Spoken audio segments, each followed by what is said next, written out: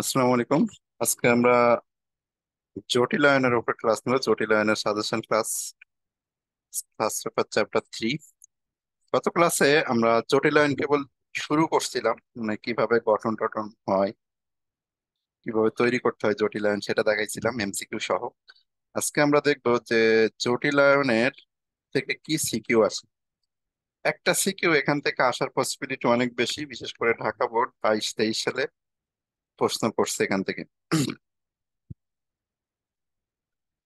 Dhaka board যে প্রশ্নটা করে,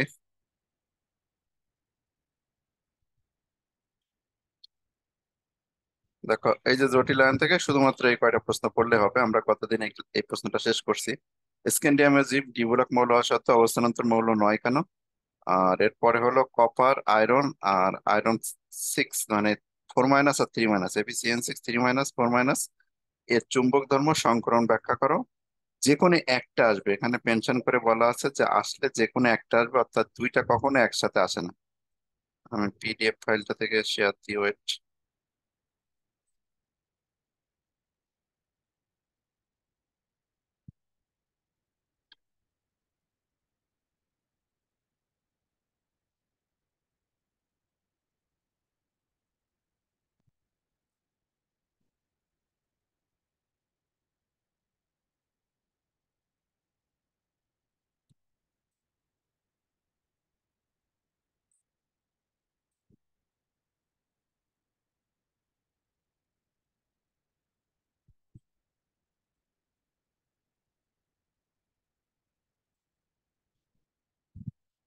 এই যে এখানে যদি আসে তবে এক সেট সিকিউ আসবে। আর প্রশ্ন এটা শেষ করছিলাম গত ক্লাসে। আজকে হলো আমরা 2 নম্বর, 3, 4, 5 এই চারটা প্রশ্ন শেষ করে দিব। আর এটা শেষ করে আমরা এসওপি ব্লক মৌলের রসায়ন এটা কি হয় সেটা। এসওপি ব্লক মৌল থেকে একটা ক দাগের প্রশ্ন বা একটা ঘ দাগের প্রশ্ন আসার পসিবিলিটি অনেক বেশি, অর্থাৎ এই 6টা থেকে বা এই 7টা প্রশ্ন থেকে তুমি একটা ক দাগের প্রশ্ন পাবা, বলাই যায়, থাকবে। আর ডি ব্লক মৌল যদি ভাগ্য ভালো থাকে তাহলে একটা ফুল সেটই কমন পাইতে পারো ডি ব্লক থেকে। তেমন কিছু পড়ার প্রয়োজন পড়ে না, এই তিনটা আয়নের গঠন, এই গঠনটা জানতে হয়। আর এই 2 আর 3 নাম্বার প্রশ্ন সেম, 2 আর 3 নাম্বার প্রশ্নের মধ্যে কোনো ভিন্নতা নাই। আর আরেকটা প্রশ্ন হলো রঙিন। মোটা দাগে মোট 3টা প্রশ্ন বলা যেতে পারে। এই যে 1 দাগ, 2 তুলতে একটাই প্রশ্ন, আর 4 দাগেরটা হলো একটু মুখস্থমূলক বর্ণনা, যে কেন রঙিন হয় সেটা ব্যাখ্যা। তো এই 3টা প্রশ্নই আমি আজকে ব্যাখ্যা দিব।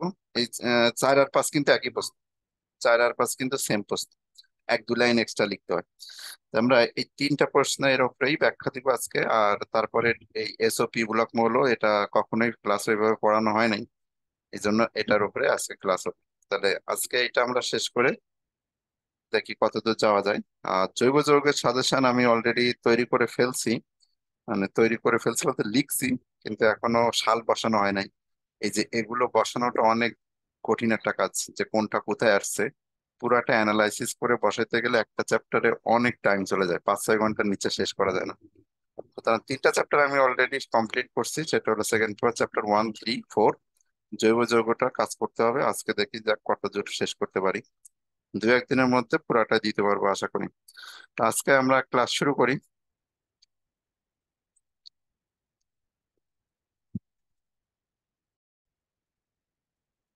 প্রশ্নগুলোর অ্যান্সারের একটা কপি তোমাদের আমি অবশ্যই দিয়ে দিব। এটা হলো এসওপি ব্লক, এটা জটিলায়নের অ্যান্সারের কপি। প্রশ্নগুলোর অ্যান্সারের এই আমি লিখছি অলরেডি, লিখে তোমাদের দিয়ে দিব যে অ্যান্সার কিভাবে লিখতে হয়। তো প্রথমে আসি আমি যে জটিলায়নের গঠন 2 নাম্বার প্রশ্ন থেকে, আমাদের সাজেশনে যে 2 নাম্বার প্রশ্ন এই যেটা, এটার গঠন 3টা জটিলায়নের গঠন দেখালে আমাদের 2 আর 3 একই প্রশ্ন।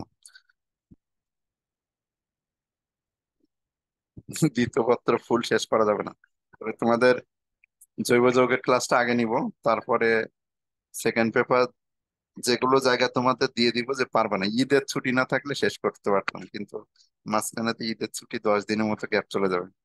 এটা না হলে কোনো সমস্যা ছিল না, ঈদ হয়ে মাঝখানে ঈদ হয়ে ঝামেলা হয়েছে।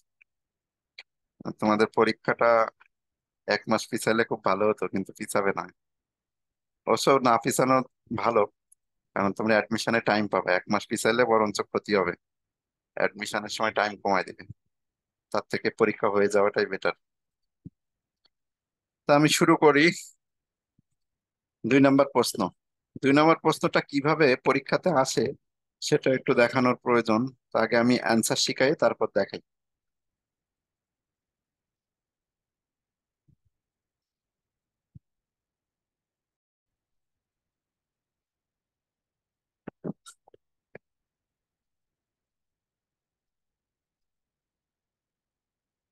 রেকর্ড বন্ধ করে রাখছিলাম, পুনরায় বন্ধ হলো। তো এই আয়নের গঠন আমরা শুরু করি। এই আয়নটার গঠন আমরা দেখব। গঠনটাতে প্রথমে আছে কপার। কপার 2+ অবস্থায় আছে। তো প্রথমে একটা হেডিং লাইন দিতে হয়। হেডিং লাইনটা কি? যে কপার 2+ আয়নের সাথে 4টি NH3 লিগ্যান্ড যুক্ত হয়ে টেট্রামিনো কপার আয়নটি উৎপন্ন করছে। এই আয়নটা দেওয়ার পরে এখানে আমাদের কাজ হবে যে কপারের ইলেকট্রন বিন্যাসটা করে দেয়। এখন কপারের ইলেকট্রন বিন্যাসটা কিভাবে দিতে হবে? ঘর কেটে। সিম্পলি কপারের ইলেকট্রন বিন্যাস আমরা জানি এরকম, আর্গন পর্যন্ত 18, কোনো চেঞ্জ হয় না। এরপরে হলো 3D, এরপরে হলো 4s, 4p, 4d।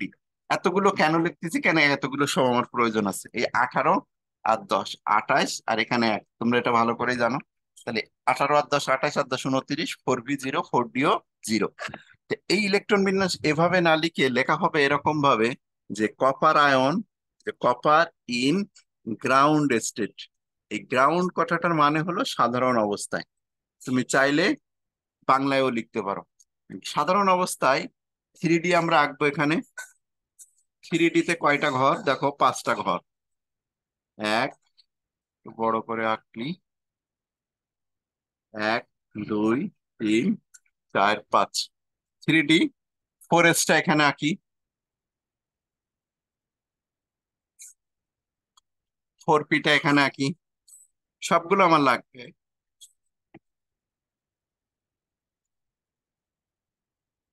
4d টা এখানে আঁকি।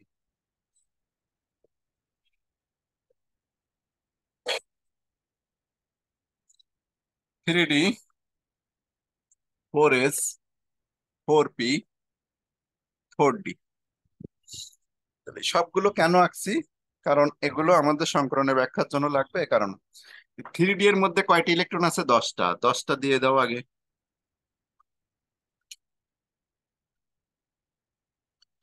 4s একটা আছে। আর এগুলো খালি আছে দেখো, 4p0 4d0, এই জন্য এগুলোর মধ্যে আমার প্রথমে কিছুই করা লাগবে না। এবার আসি কপার 2+ অবস্থায়। কপার 2+, এই কোলন চিহ্নগুলো সোজাসুজি রেখে দিবা। কোলন চিহ্নগুলো যেন সোজাসুজি থাকে একই লাইনে। তাহলে যখন কপার 2+ করব তখন দেখো এই 4s টা 0 হবে আর 3d টা 9 হবে। তার মানে এই ডি অরবিটাল 3D এর মধ্যে এখন কয়টা ইলেকট্রন দিতে হবে? 9টা। 4s টা ফাঁকা হয়ে যাবে। 4p কোনো চেঞ্জ হবে না, 4p যেভাবে আছে ওইভাবে আছে। 4dও ফাঁকা। এগুলো ফাঁকা পড়ে আছে, এগুলো আমার কোনো ঝামেলা করতেছে না। এগুলো যেভাবে আছে ঠিক সেভাবে দিতে পারবো। ঠিক আছে, এখন আসা যাক। এই যে এটার যে 10টা, 10টার মধ্যে থেকে 3D 9 হয়ে যাবে। তাহলে এখানে আগে ছিল হলো 10টা, এখন তুমি দিবা হলো 9টা। আর 4s টা 0 হয়ে গেছে। 4p এর মধ্যে কোনো চেঞ্জ হয় না, 4p আগে থেকে 0 ছিল। এবার আসবে এর কাছে লিগ্যান্ড। লিগ্যান্ড যদি 4টা লিগ্যান্ড NH3 আসে, তাহলে CuNH3 অবস্থায় এখানে CuNH3 2+ দিয়ে কোলন চিহ্ন দিয়ে দিবা।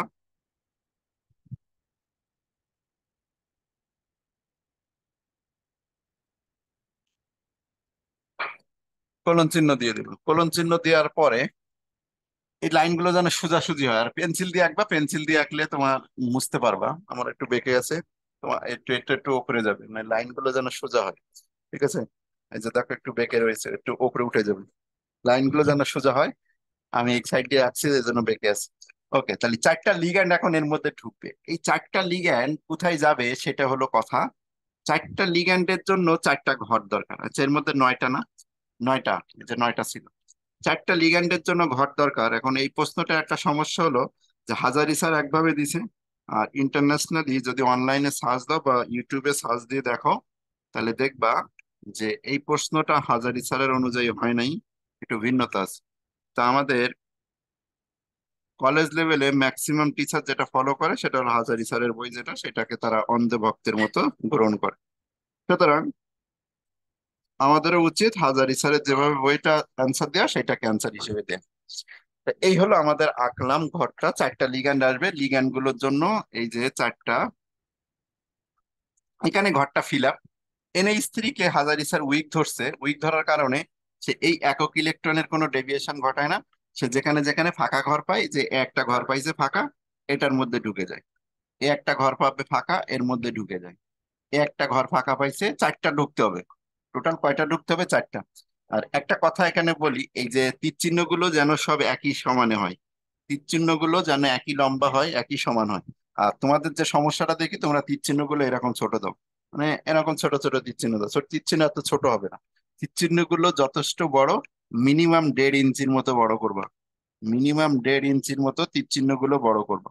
তো চারটা লিগ্যান্ডের মধ্যে প্রথম তিনটা লিগ্যান্ড এসে পর এই যে NH3 এখানে একটা ঢুকে পড়ে, এখানে একটা ঢুকে পড়ে, এখানে একটা ঢুকে পড়ে, তাহলে তিনটা ঢুকছে। কোথায় কোথায় ঢুকছে? এসে ঢুকছে। এখন পর্যন্ত আমাদের সমীকরণ কি হয়েছে দেখো, এসে একটা ঢুকছে, তার মানে এস। পিতে দুইটা ঢুকছে, SP2। আর একটা বাকি আছে। And এই আর একটা ইলেকট্রন চাইলে কিন্তু এখানে ঢুকতে পারতো, ঢুকলে আমাদের সমীকরণ হতো SP3। কিন্তু সমস্যা হতো তখন যে এটা একটা রঙিন যৌগ, রঙিন হওয়ার কারণে একটা ডি অরবিটালের মধ্যে তার ইলেকট্রন ঢুকতেই হবে। সুতরাং সে কি করে, পিতে ঢোকার পরপরই একটা ইলেকট্রন ফাঁকা ডিতে যে অবস্থান নাই, তাহলে এই জায়গাটায় একটা ডি, এখানে সে ঢুকে পড়ে।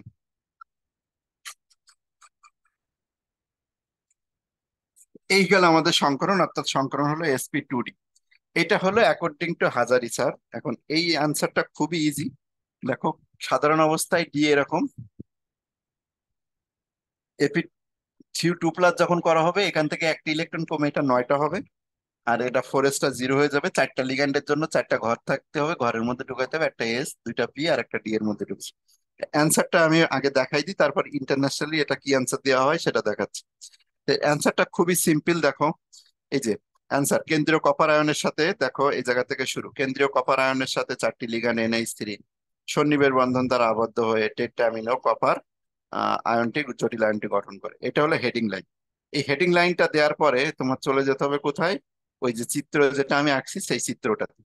হেডিং লাইনটা দেওয়ার পর পরই তুমি চলে যাবা চিত্র লাইন। যে চিত্র লাইন আমি একে দেখাইছি তোমাদের, তো এই চিত্র লাইন এটা। এরপরে হলো 2 লাইন, এরপরে দেখো আর 2 লাইন। মানে এই প্রশ্ন লিখতে খুব বেশি হলে 2 মিনিটের বেশি লাগে না, মানে খুবই সহজ প্রশ্ন যদি তোমার জানা থাকে। তাহলে যেটা আয়নটি প্যারাম্যাগনেটিক, আচ্ছা এটা ডায়াম্যাগনেটিক নাকি প্যারাম্যাগনেটিক সেটা বুঝবো কি করে? খেয়াল করো যে একক ইলেকট্রন আছে কিনা, বেজোড় ইলেকট্রন আছে কিনা। এই যে দেখো এখানে বেজোড় ইলেকট্রন আছে, এই বেজোড় ইলেকট্রন থাকার কারণে আয়নটি প্যারাম্যাগনেটিক। তাই আয়নটি প্যারাম্যাগনেটিক কারণ Cu2+ আয়নের অরবিটালে একটি বেজোড় ইলেকট্রন আছে এই জায়গাটায়। কারণ Cu2+ আয়নের ডি অরবিটালে, এই জায়গাটায় এরকম করে না বলে, এই যে Cu2+ না বলে এই সম্পূর্ণটা লিখলে ভালো হয়। এটাকে একটু কারেকশন করে নাও, এই জায়গাটায় এটা লিখে দাও। কারণ এই যে Cu2+, এই জায়গাটায় হলো ওই সম্পূর্ণটা লিখে দাও, CuNH3 2+। এই জায়গাটা একটু কারেকশন করো, এটা হলো শুধু এটা না দিয়ে সম্পূর্ণটা লেখো। এই যে এটা, এই আয়নটি প্যারাম্যাগনেটিক কারণ CuNH3, আমি লিখে দিচ্ছি। এই জায়গাটা একটু কারেকশন করো, ফুল আয়নটা লিখে দিতে হবে Cu। এটা দিয়ে লেখাটা খুবই ঝামেলা, আমি যেহেতু কলম নাই, মানে কলম দিয়ে লেখা যাচ্ছে না এখানে, এটা লিখতেছি হলো ইয়ে দিয়ে, মাউস দিয়ে। এই জায়গাটা কারেকশন করে এটা লেখো একটু। আয়নটি প্যারাম্যাগনেটিক কারণ Cu NH3 4, এখানে 4 হবে কিন্তু একটা Cu NH3 4 2+ আয়নে ডি অরবিটালে একটি বেজোড় ইলেকট্রন আছে। এই যে বেজোড় ইলেকট্রন, ডি অরবিটালে একটা বেজোড় ইলেকট্রন আছে বলে আয়নটি হলো প্যারাম্যাগনেটিক। আর এর আয়নটির সংকরণ সমতলীয় বর্গাকার। এই আয়নটির সংকরণ, এই যে আরেকটা ভুল পাইছি, আয়নটির আকৃতি, আয়নটির সংকরণ না তো, আয়নটির আকৃতি। এই জায়গাটা আকৃতি লিখে দাও, না লিখতে গেলে দেখো ভুল করি, পড়ি নাই যদিও লেখার পরে। আয়নটির আকৃতি সমতলীয় বর্গাকার, প্রুফ রিডিং দিলে ঠিক হয়ে যেত। তাহলে কি বললাম, যে আয়নটি প্যারাম্যাগনেটিক কারণ আয়নটির, এই আয়নের ডি অরবিটালে একটা বেজোড় ইলেকট্রন আছে, এই যে বেজোড় ইলেকট্রন থাকার কারণে এটা। আর আয়নটির সমতলীয় বর্গাকার। চিত্র টিত্র আর দেওয়ার দরকার নেই, এই পর্যন্ত দিলেই যথেষ্ট।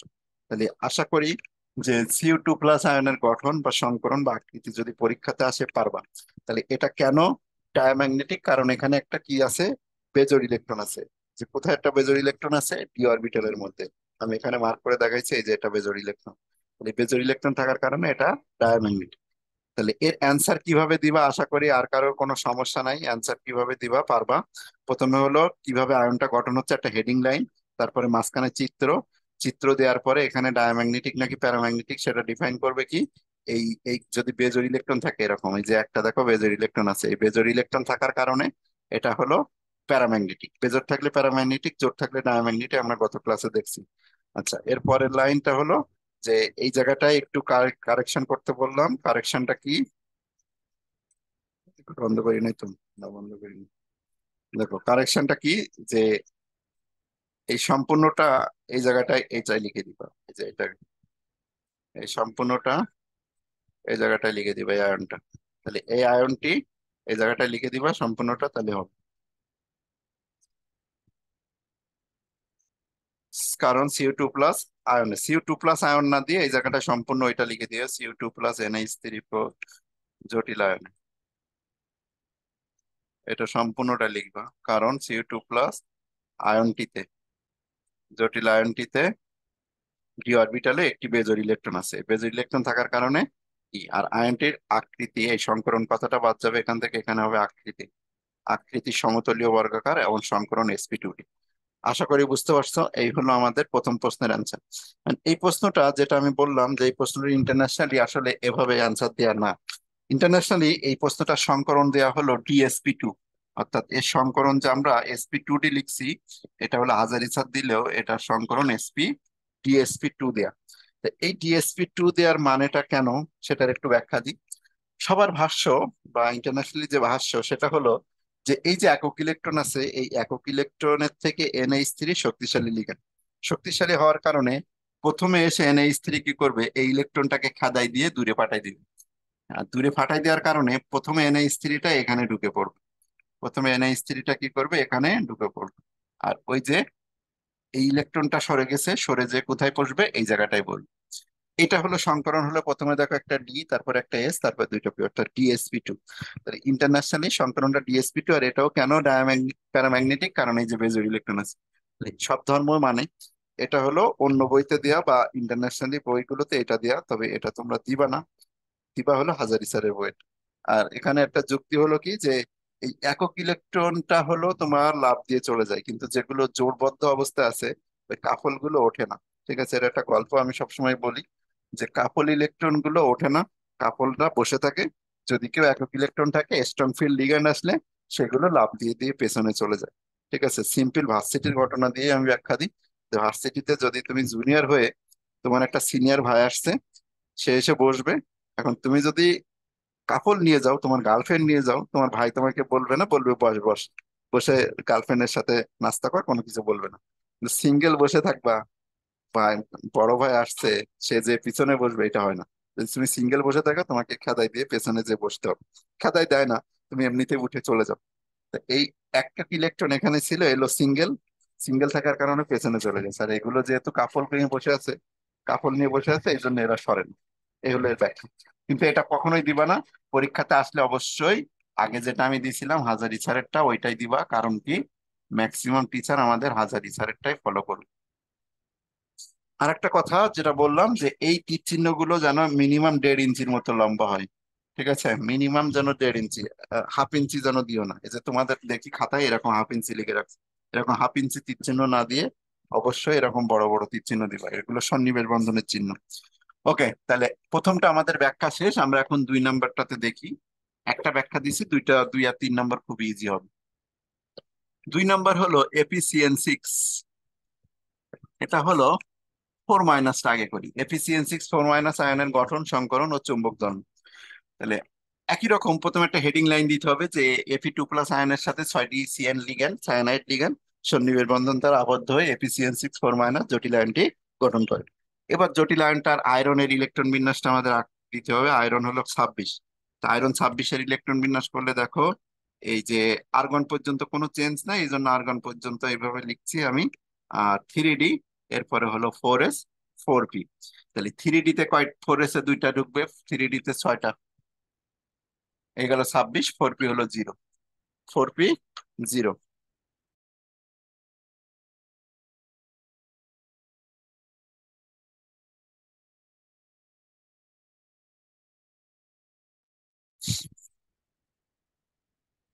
3d 6, 4s2, 4p 0। তাহলে এইটা আমাদের আঁকতে হবে। তাহলে আঁকার জন্য তুমি এই যে এফি ইন গ্রাউন্ড স্টেট এভাবে লিখলে ভালো হয়, এপি ইন গ্রাউন্ড স্টেট, মানে সাধারণ অবস্থায়। সাধারণ অবস্থায় এপি 3D তে প্রথমে, এটা হলো 3Dর জন্য, 3Dর জন্য ঘরটা তৈরি করবা, ঘর 6টা ঘর, একটা, দুইটা, তিনটা, চারটা, পাঁচটা, 5টা ঘর 3D এ। 4S এর একটা ঘর তৈরি করবো এখানে।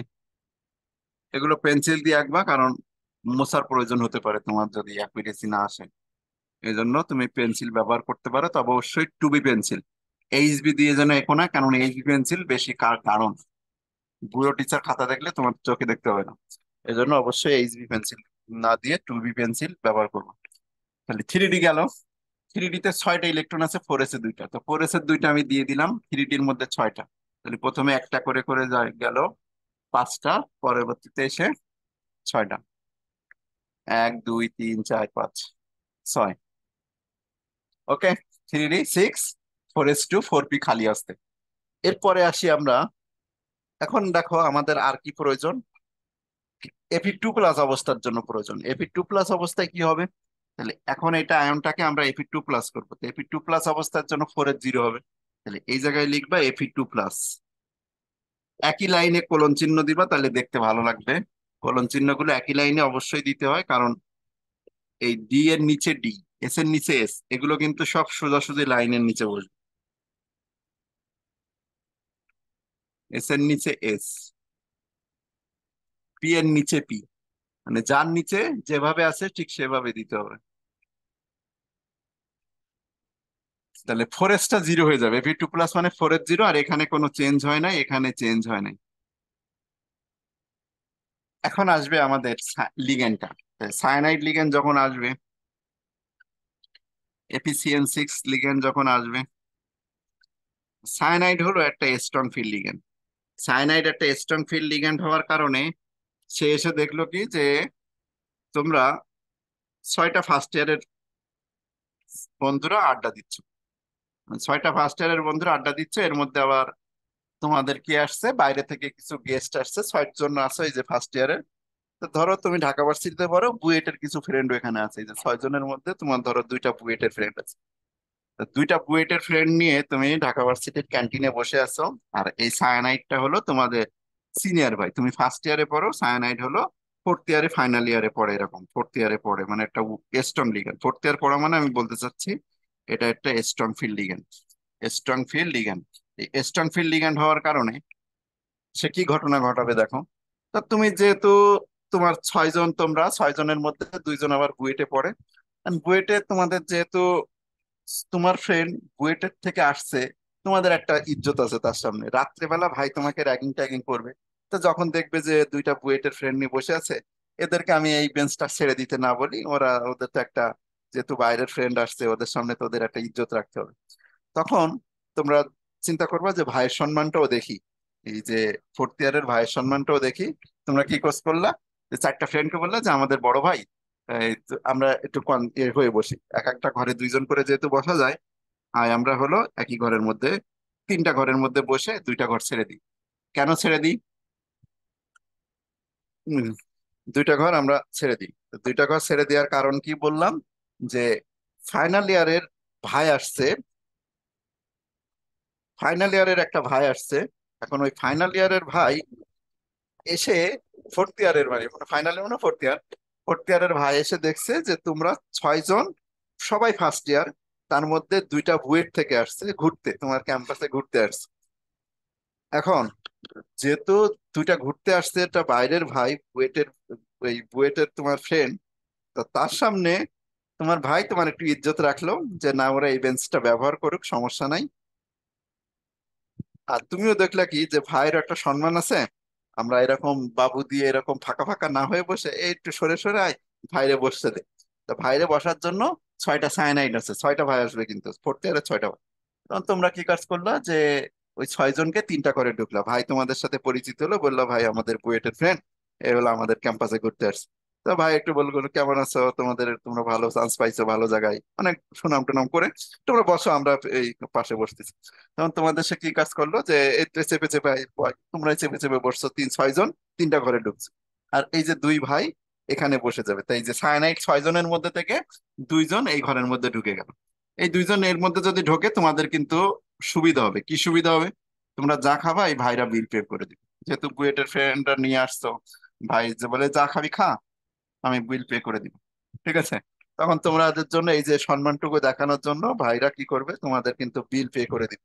তো এই যে সায়ানাইড এই দুইটা ঘরে ব্যবহার করলো, আর তোমাদের সাথে খাবার যা খাইলো খোশ গল্প শুরু হয়ে গেল।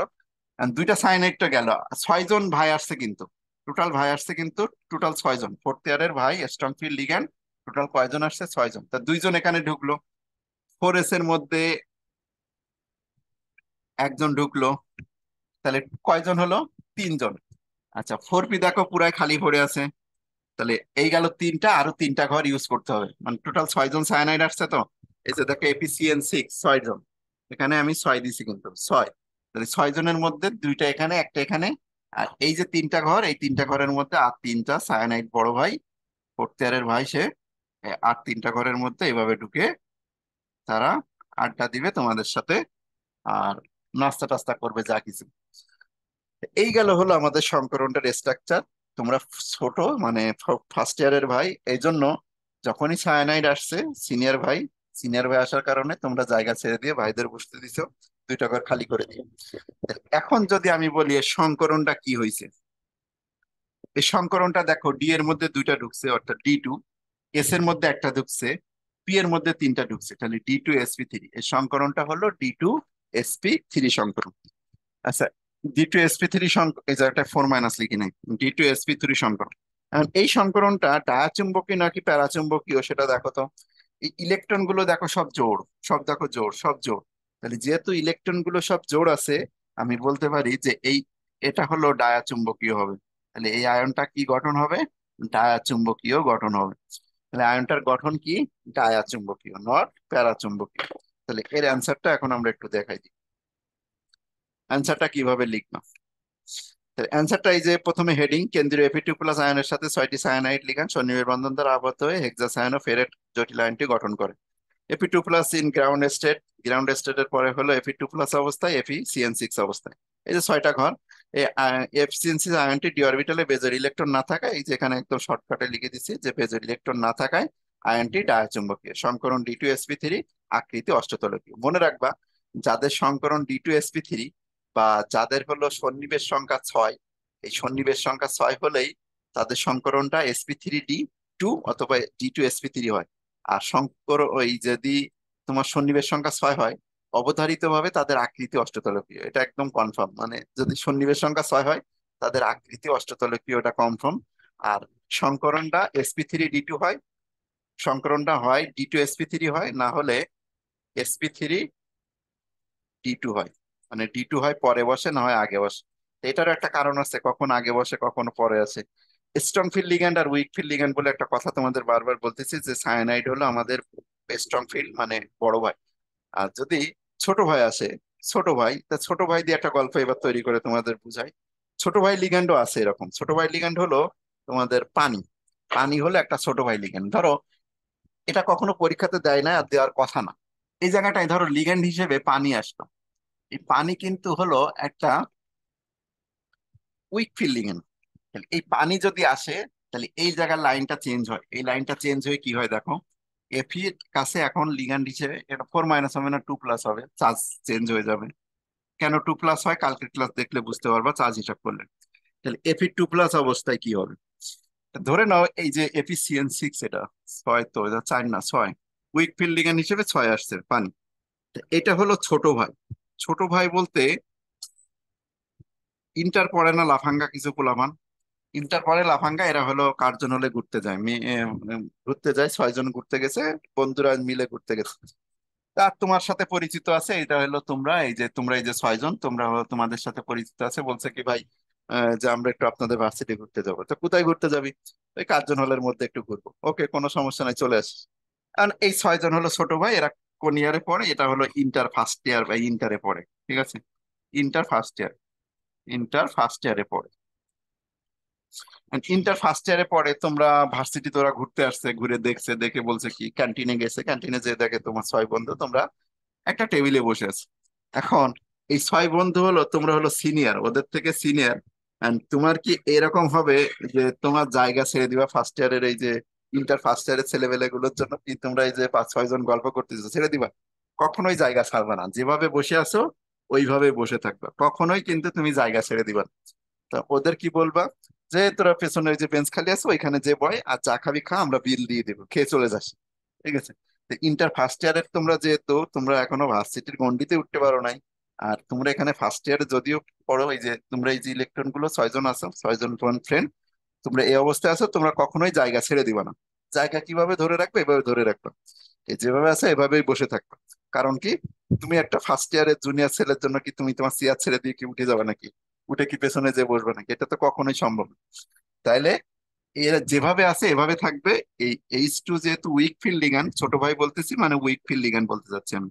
তো এটা যেহেতু একটা উইক ফিল্ড লিগ্যান্ড, সেক্ষেত্রে এই স্ট্রাকচার মানে এই ডিটে না ঢুকে প্রথমে ওই যে পানিটা কোথায় ঢুকবে, এই যে একটা এসে ঢুকে যাবে, তারপর একটা পি খালি পাবে, পি এর মধ্যে ঢুকবে।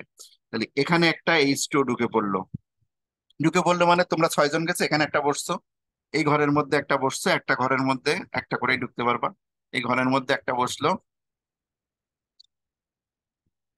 আর এই ঘরের মধ্যে একটা বসলো। তোমরা গেছো 6 জন, তাহলে আর 2 জন তো এখনো মিসিং আছে। এই যে টোটাল ঢুকছে কয়জন? দেখো 4 জন ঢুকছে।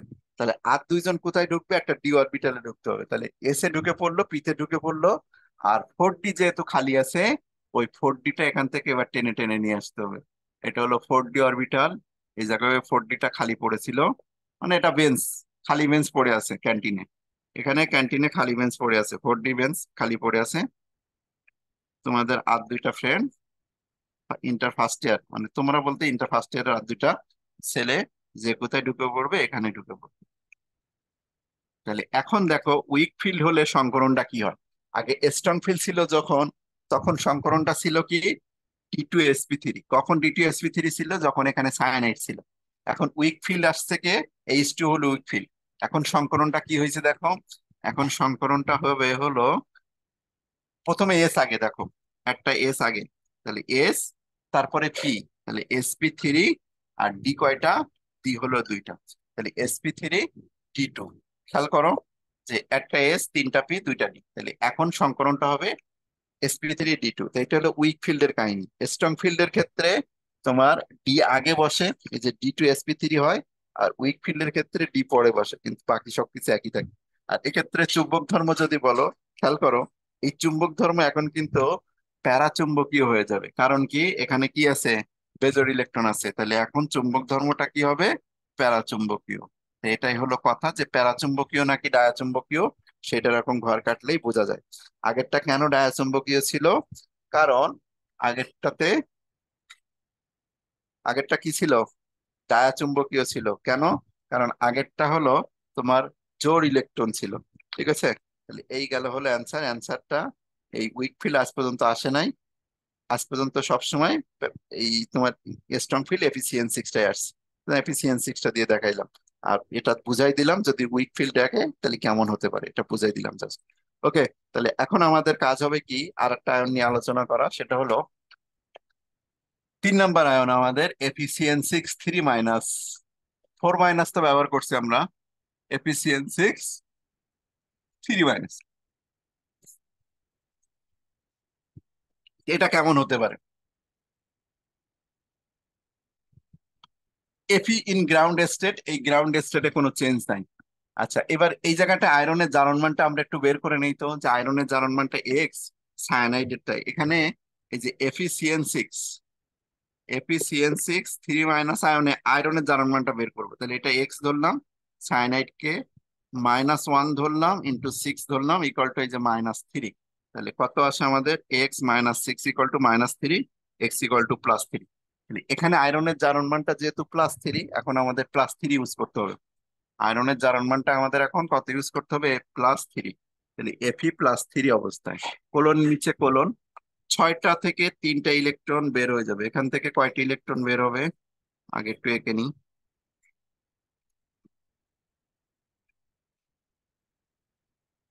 দেখো যখন 3+ হবে সেক্ষেত্রে 3টা ইলেকট্রন বের হবে, তো 4s আগে খালি হবে। আর এই ডি এর মধ্যে 6টা ছিল, এখান থেকে আরো একটা বের হয়ে যাবে। তাহলে এই জায়গায় এখন ইলেকট্রন হয়ে যাবে 5টা, আর 4s এ ইলেকট্রনও খালি হয়ে গেছে।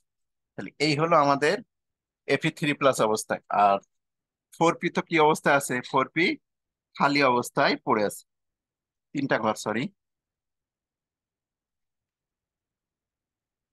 4p খালি অবস্থায় পড়ে আছে। ওকে, এবার Fe(CN6) অবস্থায়,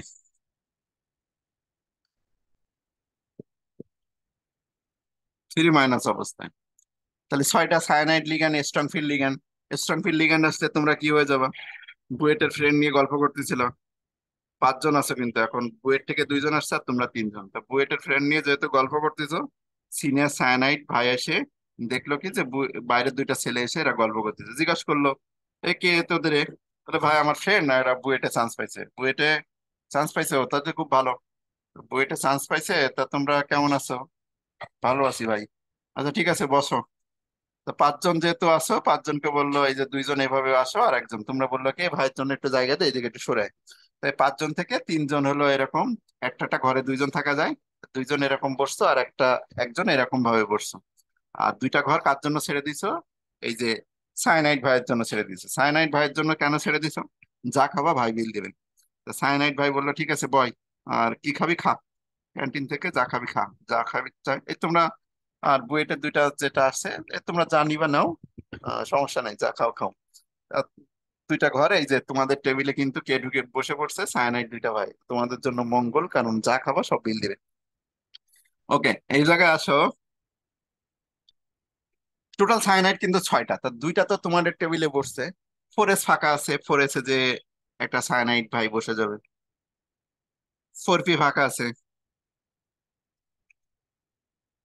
সায়ানাইড ভাই এখানে একটা বসবে। টোটাল 6 জন তো,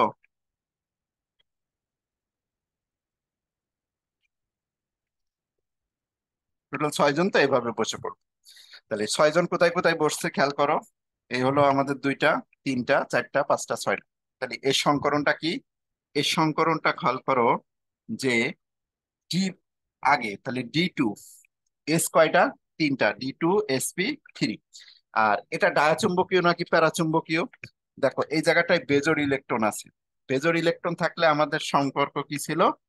প্যারাচুম্বকীয়। বেজোর ইলেকট্রন থাকলে কি বলছিলাম? প্যারা চুম্বকীয়, প্যারা চুম্বকীয়। তাহলে এটা হলো প্যারাচুম্বকীয়। আর যখন Fe(CN6) 4- ছিল, তখন এই জায়গায় দেখো আমাদের Fe(CN6) 4- যখন ছিল, Fe2+ অবস্থায়, তখন এখানে কিন্তু 6টা ইলেকট্রন ছিল, এই ঘরটা ফিল আপ ছিল। তখন আমরা বলছিলাম কি যে Fe(CN6) যদি 4- হয়, সেটা ছিল ডায়াচুম্বকীয়। মনে পড়ে? একটু আগে দেখাইছি, সেটা ছিল হলো ডায়াচুম্বকীয়। আর এখন যেহেতু Fe3+ অবস্থা, এখান থেকে এই লাল কালি ইলেকট্রনটা হবে না, এই ঘরটা একটা ইলেকট্রন থাকবে। এই ইলেকট্রনটা যেহেতু একক ইলেকট্রন, বেজোর ইলেকট্রন, সুতরাং এটা হলো প্যারাচুম্বকীয়। ঠিক আছে, আর সমীকরণটা হলো D2sp3। রিটেনটা কেমন হবে? লেখাটা একদম সেম টু সেম আগের মতোই। Fe(CN6) 3 নাম্বার, এই যে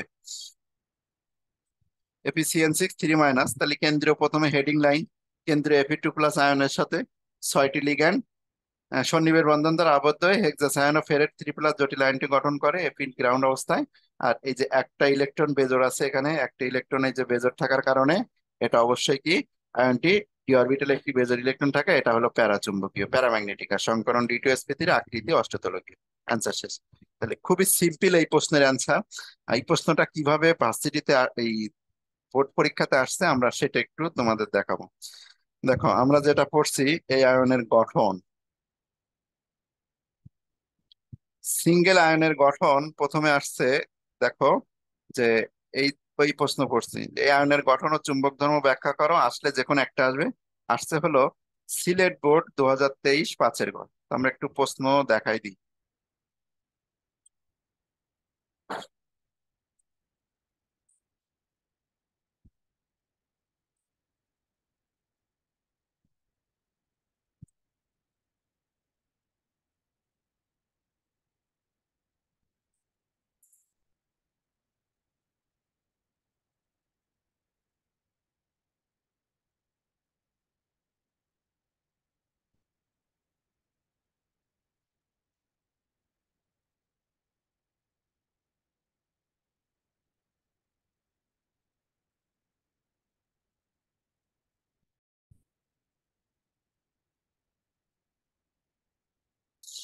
এই হলো প্রশ্ন। সিলেট বোর্ডে যাব আমি। দিনাজপুর, কুমিল্লা, চট্টগ্রাম, সিলেট। সিলেট বোর্ড 23 5-এর গ। 5-এর গতে বলছে এমনটি জটিলায়ন। খেয়াল করো, উদ্দীপকের এ মৌল দ্বারা গঠিত জটিলায়নের গঠন ব্যাখ্যা করে। এই যে এইরকম ভাবে যদি প্রশ্ন আসে, তাহলে এই তিনটা যে আমি ব্যাখ্যা দিলাম এই তিনটার মধ্যে আসবে। সেক্ষেত্রে তোমার অ্যান্সার কি দিতে হবে, ওই যেভাবে আমি দেখাইলাম। তো উদ্দীপকের এ মৌলটা কি খেয়াল করো। এ মৌলটা হলো T10NS1, তার মানে এটা হলো কপার। তাহলে তুমি এখন কোনটা ব্যাখ্যা করবা? এই যে টেট্টামিনো, এই প্রথম যে আয়নটা আমি ব্যাখ্যা করছি, CuNH3 4, এটা যদি দিয়ে ব্যাখ্যা দিয়ে দাও তোমার অ্যান্সার শেষ। CuNH3 4 ব্র্যাকেট দিয়ে এখানে 2+, এই আয়নের গঠন ব্যাখ্যা দিলে তোমার অ্যান্সার শেষ। তাহলে এই গেল হলো প্রশ্ন। এবার আসি যে ঢাকা বোর্ড পরপর 2 বছর যে দুইটা প্রশ্ন করছে, সেই প্রশ্নটা খেয়াল করো। আমি প্রশ্নে আবার চলে যাই। জটিলায়নের প্রশ্ন।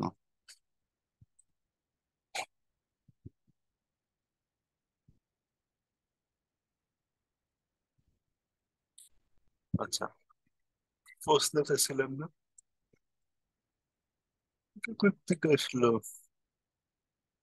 সেকেন্ড পেপার চলে আসছে। ওকে, এটা শেষ। এবার দেখো, এই যে ঢাকা বোর্ড পরপর 2বার আসছে। ঢাকা বোর্ড 23 Ap CN6 আয়নদের মধ্যে কোনটি ডায়াচুম্বকীয়, কোনটি প্যারাচুম্বকীয়? একটা ডায়াচুম্বকীয় আর একটা যে প্যারাচুম্বকীয় আমরা একটা দেখছি। এই যে এটা হলো আমাদের কি চুম্বকীয় হয়েছে, এই যে এটাতে বেজোড় ইলেকট্রন থাকে, এটা হলো প্যারাচুম্বকীয়। অর্থাৎ এই আয়নটা যে প্যারাচুম্বকীয় আর এই আয়নটা যে ডায়াচুম্বকীয়, সেটা বিশ্লেষণ করতে হচ্ছে। ঢাকা বোর্ডে আসছে, চিটাগং বোর্ডে আসছে, যশোর বোর্ডে আসছে, বরিশাল বোর্ডে আসছে। আবার এটা সেম প্রশ্নটাই ঢাকা বোর্ড 22-এও আসছে। ঠিক আছে, ঢাকা বোর্ড 22-এও লেখাটা লেখা হয় না, আমি এখানে অ্যাড করে দিব। ঢাকা বোর্ড 22-এও সেম প্রশ্ন আসছে। আমি প্রশ্ন দেখাই, দেখো। প্রথমে আসি যে ঢাকা বোর্ড 23 4-এর ঘর কিভাবে আসছে, দেখো। ঢাকা বোর্ড 23, প্রথমে চলে যায় একদম ঢাকা বোর্ড। ঢাকা বোর্ড 23 4-এর ঘর, 4 দাগ। এই যে 1 2 3 4, 4-এর ঘর। খেয়াল করো, এই জায়গাটায় বলছে কিউ। কিউ আয়নের কিউ আয়নটা কি জিনিস? কিউ আয়ন হলো, দেখো, NH2 N D6, তার মানে এটা হচ্ছে আয়রন কনফার্ম। আচ্ছা, এবার বলছে কি কিউ সিএন সিক্স আয়নদের মধ্যে কোনটি প্যারাম্যাগনেটিক, বিশ্লেষণ করো। তো প্যারাম্যাগনেটিক কোনটা? এই যে যেটার মধ্যে বেজোর ইলেকট্রন আছে, এই যে আয়নটা প্যারাম্যাগনেটিক, আর এই যে আয়নটা ডায়াম্যাগনেটিক। দুইটাই কিন্তু ব্যাখ্যা দিতে হবে, একদম দুইটাই ব্যাখ্যা দিতে হবে। অ্যান্সারটা কেমন হবে আমি অ্যান্সারটা দেখাই। অ্যান্সারটা কেমন হবে, অ্যান্সারটা কিন্তু দুইটাই লিখতে হবে। এই যে এটা এফিসিয়েন্সিস ডায়াচুম্বকীয়, কিন্তু এফিসিয়েন্সিস প্যারাচুম্বকীয় কেন? এই যে দুটাই কিন্তু লিখতে হবে এখানে একদম ফুল। আমি যদিও লেখার দরকার ছিল না, তারপরও লেখার কারণ যাতে তোমাদের দেখাইতে পারি। প্রথমে অবস্থান্তর মৌল লিগ্যান্ডের সাথে যুক্ত হয়ে জটিল আয়ন গঠন করে। অবস্থান্তর মৌল লিগ্যান্ডের সাথে যুক্ত হয়ে জটিল আয়ন গঠন করায় পর যদি ডি অরবিটালে বেজোড় বা অযুগ্ম ইলেকট্রন থাকে, তবে জটিল আয়নটি প্যারাচুম্বকীয় ধর্ম প্রদর্শন করে। আর যদি ডি অরবিটালে বেজোড় ইলেকট্রন না থাকে, মানে জোড় ইলেকট্রন থাকে, তবে এটা জায়াচুম্বকীয় ধর্ম প্রদর্শন করে। এবার পরপর দুইটা আয়নের গঠন তুমি এখানে দিচ্ছ Ap CN6 আগের মতো। Ap CN6-এ দেখা যাচ্ছে এই যে Ap CN6 যেটা 2-, এই 2-এ দেখা যাচ্ছে কি যে কোনো বেজোড় ইলেকট্রন নাই, সব জোড়। তাহলে এটা কি হবে? এটা হলো ডায়া। Ap CN6 2-, এটা হবে কি? ডায়া। ঠিক আছে, এটা ডায়া, ডায়া চুম্বকীয়। আর প্যারাচুম্বকীয়টা কখন হবে? যখন যেটার মধ্যে বেজোড় ইলেকট্রন থাকে। এই যে এটার মধ্যে দেখা যাচ্ছে কি এই জায়গাটাতে একটা বেজোড় ইলেকট্রন আছে, এই যে বেজোড় ইলেকট্রন আছে, তাহলে এটা কি হবে? প্যারাচুম্বকীয়। তাহলে আয়নটি হলো প্যারাচুম্বকীয় ধর্ম প্রদর্শন করে। এই যে দুইটা একসাথে পড়লেই তোমার অ্যান্সার এখানেই শেষ। তাহলে আশা করি অ্যান্সার বুঝতে পারছো, দুইটাই লিখতে হবে এখানে। ঠিক আছে, এই যে স্ক্রিনশট দিয়ে নিতে পারো সবাই, অথবা আমাকে নক দিলে আমি তোমাদের এই কপি দিয়ে দিব। পিডিএফটা থেকে নোট করবো, আমার হাতের লেখা খারাপ, আমি দ্রুত লিখে গেছি অ্যান্সারটা দেওয়ার জন্য। ওকে, তাহলে এই প্রশ্ন আমাদের শেষ। আমাদের পরের প্রশ্ন হলো এটা, যে এফিসিয়েন্সি সিক্স, সিউসিএন six, efficiency six, efficiency three minus, একটু ভুল আছে, একটা হলো ফোর মাইনাস দিবা, এটা থ্রি মাইনাস, একটা হলো ফোর মাইনাস হবে, এটা ফোর মাইনাস, এটা থ্রি মাইনাস, এরা রঙিন কেন, অথবা এদের জটিলায়ন রঙিন কেন, একই প্রশ্ন। এই প্রশ্নটা এখন আমি পড়ালেই তোমাদের মোটামুটি ডি ব্লক মৌল শেষ, মানে ডি ব্লক মৌল থেকে যে প্রশ্ন এটা পড়লেই শেষ। তা এখন আমি চলে যাচ্ছি যে ডি ব্লক মৌলের জটিলায়ন কেন রঙিন হয় সেই ব্যাখ্যাতে।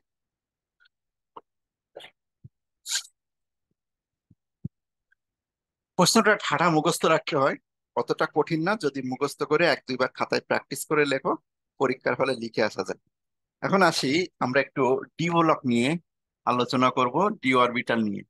ডি এর এরকম পাঁচটা ঘর আছে, আমরা ভালো করেই জানি। প্রথম ঘরটার নাম হলো ডি এক্স ওয়াই, এটার নাম হলো ডি ওয়াই জেড, এটার নাম হলো ডি জেড এক্স, এটার নাম হলো d x square minus y square, একদম শেষেরটাকে আমরা ডি জেড স্কোয়ার নাম দিয়ে ডাকি। তো এই যে ডি এর পাঁচটা ঘর, এদের এরকম নাম আছে, d x y, d y z, d z x, d x square minus y square. এদের ছবিগুলো একটু দেখি।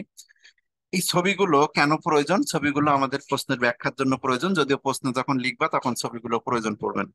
যদি আমি ডি এক্স ওয়াই লিখি, এটা যদি এক্স অক্ষ আর এটা ওয়াই অক্ষ হয়, এই ডি এক্স ওয়াই এর যে যে চারটা লোব, মানে চারটা বেলুন, এই দুই অক্ষের মাঝে থাকে। তাহলে এক্স আর ওয়াই অক্ষের মাঝে কি অবস্থান করে? D x y. যদি আমি ডি ওয়াই জেড টা আঁকি,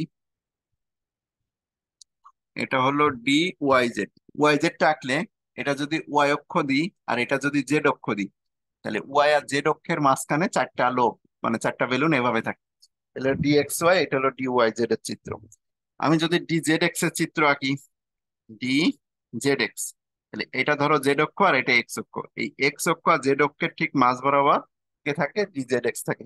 আর x square minus y square যদি আঁকো, d x square minus y square, তাহলে এটা যদি এক্স অক্ষ হয়, এটা ওয়াই অক্ষ, এই দুইটা হলো অক্ষের উপরে অবস্থান করে।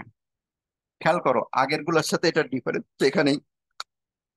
দেখো অক্ষের সাথে লম্ব, অক্ষের সাথে লম্ব অক্ষের উপরে অবস্থান করে। আর এটা খেয়াল করে দেখো, এই যে এক্স অক্ষ আর এই যে ওয়াই অক্ষ, এদের ঠিক ওপরে আমি লোকগুলো আঁকছি, এক্স অক্ষ আর ওয়াই অক্ষের ঠিক ওপরে। তাহলে এখানে এটা এক্স আর ওয়াই অক্ষের ঠিক ওপরে অবস্থান করে। আচ্ছা, ডিজেড স্কোয়ারটা এরকম, এটা যদি জেড অক্ষ হয়, তাহলে ডিজেড স্কোয়ারটা কেমন হবে? ওই জেড অক্ষের ওপরে অবস্থান করে সে, জেড অক্ষের ওপরে অবস্থান করে, আর এখানে একটা কি থাকে? এরকম একটা লোব আঁকা থাকে।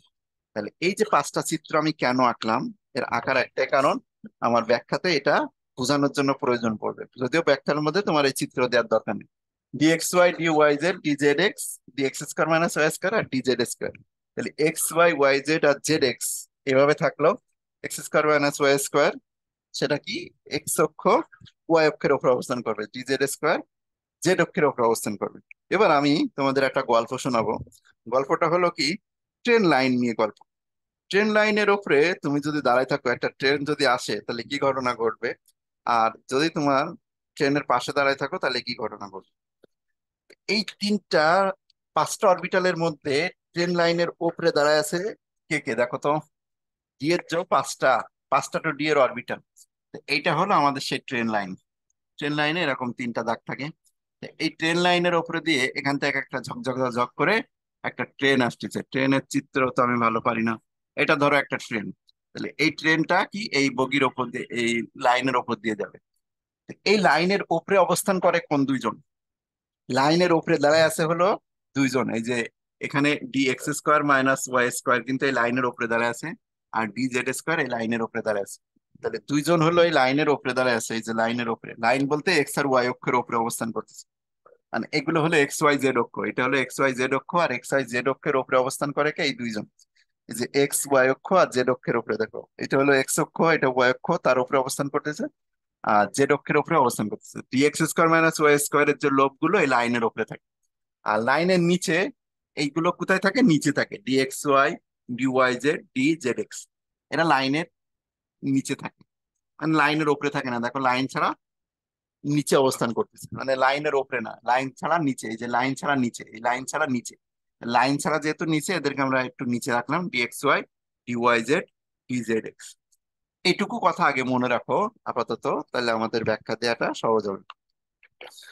তা আমরা যে প্রশ্নটা এখন পড়বো, ছবিটা মনে রেখো, কিন্তু আমি আবার বলছি যে এক্স ওয়াই জেড এর মধ্যে এক্স অক্ষ ওয়াই অক্ষের উপর অবস্থান করে x square y square d z square, আর লাইনের বাইরে নিচে অবস্থান করে কে, এই যে লাইনের নিচে, লাইনের নিচে অবস্থান করে x y y z z x, লাইনের ওপরে না, মানে অক্ষের ওপরে না, অক্ষ ছাড়া নিচে অবস্থান করে। এবার আসি, আমি প্রশ্নে ফেরত যাই। আমি যে প্রশ্নটা তোমাদের পড়াচ্ছি সে প্রশ্নটা হলো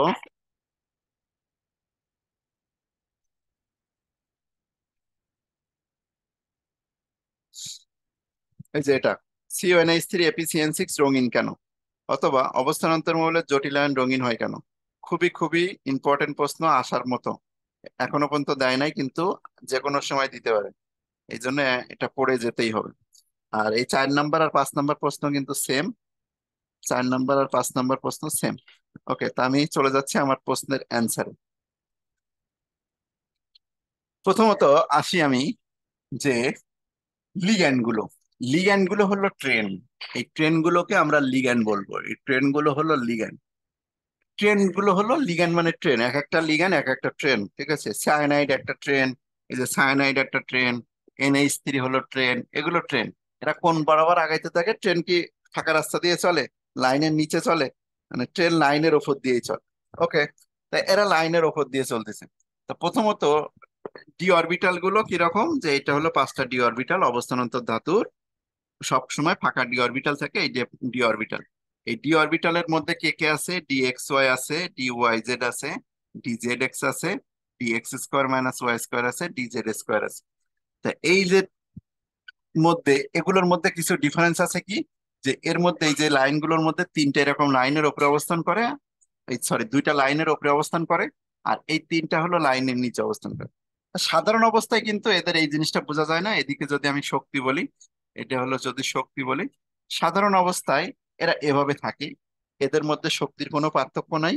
এই শক্তির কোনো পার্থক্য না থাকা, এটাকে আমরা বলি অরবিটালের ডিজেনারেটেড অবস্থা। এই অবস্থাকে আমরা কি বলি, এটাকে বলি ডি অরবিটালের ডিজেনারেটেড, ডিজেনারেটেড অবস্থা, অরবিটালের ডিজেনারেট অবস্থা। ডিজেনারেট মানে কি, সমশক্তি সম্পন্ন। তাহলে প্রথমে ডি অরবিটাল গুলো কি ছিল, এরকম সমশক্তি সম্পন্ন অবস্থায় ছিল।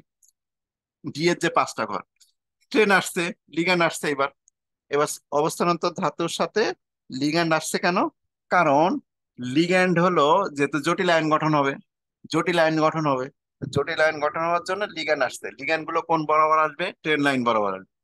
ট্রেন লাইন বরাবর এসে দেখছে কি, যে এই 2টা ট্রেনের লাইনের উপরে অবস্থান করতেছে। তো 2টা যেহেতু ট্রেনের লাইনের উপরে অবস্থান করতেছে, আসা মাত্রই ওই 2টা সিটকে যে ওপরে চলে যাবে।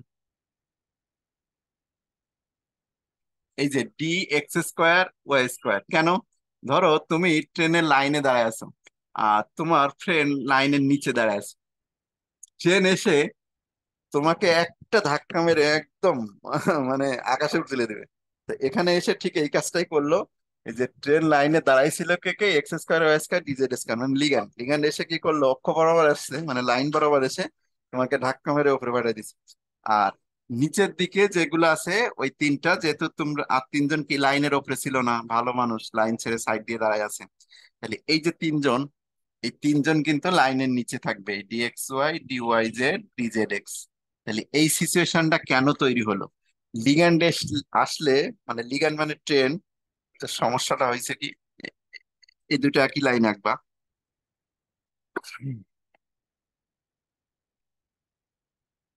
দুইটা একই লাইন আঁকবা, ঠিক আছে। তাহলে এটা হলো কি d x y d y z d z x.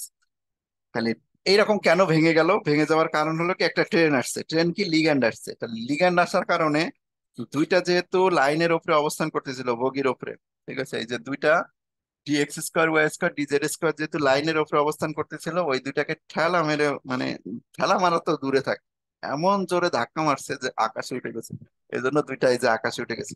আর এই এই 3জন কি ছিল, এই যে নিচে দাঁড়াইছিল বগি লাইনের নিচে, এরা কি আছে, স্বাভাবিক অবস্থা আছে। তো এই 3টা কেন উপরে উঠে গেল, ট্রেন আসে ওদেরকে ধাক্কা মেরে উপরে বাড়িয়ে দিছে। ট্রেন বলতে কি, লিগ্যান্ড। এই ট্রেন মানে লিগ্যান্ড, লিগ্যান্ড এসে ওদেরকে ধাক্কা মেরে উপরে বাড়িয়ে দিছে। তাহলে এখন দেখো এদের মধ্যে একটা শক্তির পার্থক্য ক্রিয়েট হয়েছে। তো এই শক্তির পার্থক্যটা হলো ডেলি। এই ডেলি শক্তির পার্থক্যটা কে ক্রিয়েট করলো? লিগ্যান্ড ক্রিয়েট করলো। সাধারণ অবস্থায় একটা জটিল আয়নের যদি আমি আয়রন নিয়ে ব্যাখ্যা দিই, ধরো আমি এপিসিএন 6 এই আয়নটা নিয়ে ব্যাখ্যা দিলাম, এপিসিএন 6 4 মাইনাস। এখানে আয়রনের জারণ মান হলো Fe2+। তো Fe2+ আয়রনের জারণ মান হলে এর মধ্যে 6টা ইলেকট্রন থাকে। মোট কয়টা ইলেকট্রন থাকে দেখো, Fe2+-এ 6টা ইলেকট্রন থাকে। তো এই 6টা ইলেকট্রনের মধ্যে দুইটা অরবিটাল এরকম আছে যারা লাইনের ওপরে ঘাউড়ামি করে দাঁড়ায় থাকে। লাইনের ওপরে ঘাউড়ামি করে দাঁড়ায় থাকবা, কিছুক্ষণ পরে সায়ানাইড লিগ্যান্ড এসে বললো কি, আমার পথ না দিয়ে লাইনের উপরে দাঁড়া। দাঁড়া ধরে আমি মজা দেখাচ্ছি, এমন এক ধাক্কা দিছে আকাশে উঠে গেছে। এই যে আকাশে উঠে গেছে এরকম। আর এই তিনজন কি ছিল, এই যে DXY YZ DZ, আকাশ নিচে আছে, কারণ কি ওরা লাইন থেকে সাইড দিয়ে দাঁড়ায় আছে। এই যে আকাশে উঠছে।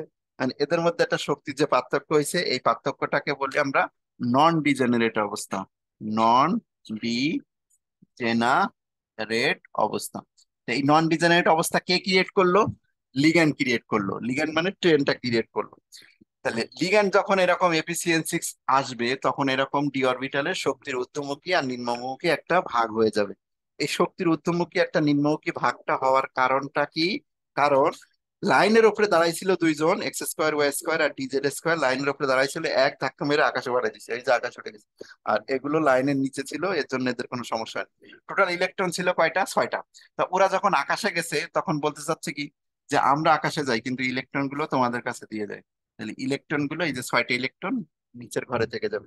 টোটাল যদি 7টা ইলেকট্রন হয়, 6টা এখানে, 7 নম্বরটা এখানে থাকে। টোটাল যদি 8টা ইলেকট্রন হতো, এখানে থেকে যাবে 6টা এখানে, 2টা এখানে। টোটাল যদি 8টা ইলেকট্রন থাকে বা 9টা, তাহলে এরকম হবে।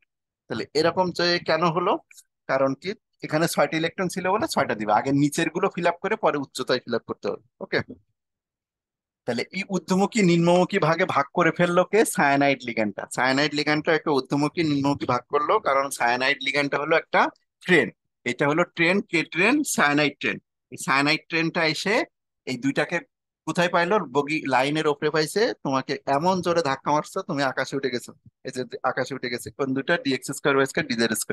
আর এই দুইটা কেন নিচে থাকলো? কারণ ওরা লাইনের নিচে দাঁড়ায় আছে, মানে ওরা অক্ষের ওপরে নাই। তাহলে অক্ষের ওপরে যে দুটা ছিল, সেগুলো বিকর্ষণ হওয়ার কারণে, অক্ষের উপরে থাকার কারণে বিকর্ষণ হয়েছে। বিকর্ষণ হওয়ার কারণে ওরা উপরে উঠে গেছে। আর এরা যেহেতু অক্ষের নিচে ছিল, অক্ষের বরাবর ছিল না, এই জন্য এদের সাথে কোনো সংঘর্ষ হয়নি। তাহলে এই যে সুক্তোর ঊর্ধ্বমুখী আর নিম্নমুখী একটা ভাগ হয়েছে, এই অবস্থাকে হলে অরবিটালের নন ডিজেনারেটেড অবস্থা, মানে সমশক্তি না। এখন এদের মধ্যে শক্তির ঊর্ধ্বমুখী আর নিম্নমুখী একটা ভাগ সৃষ্টি হয়েছে। এখন আসা যাক, এদের কিছু নাম দেয়া আছে। একটাকে বলে T2G আর একটাকে বলে ইজি।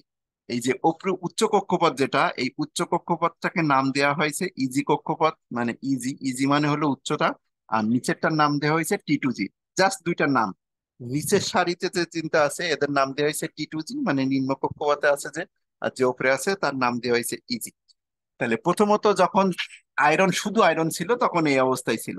যখন আয়রন সায়ানাইডের সাথে যুক্ত হয়, তখন এরকম ঊর্ধ্বমুখী নিম্নমুখী একটা শক্তি স্তর সৃষ্টি হয়। এই ঊর্ধ্বমুখী নিম্নমুখী শক্তি স্তর সৃষ্টি হওয়ার ফলে কালারফুল হয়। কেন কালারফুল হয়? কারণ এইবার এখানে আমরা লাইট ফেলবো। এর উপরে আমরা কি ফেলবো? লাইট ফেলবো।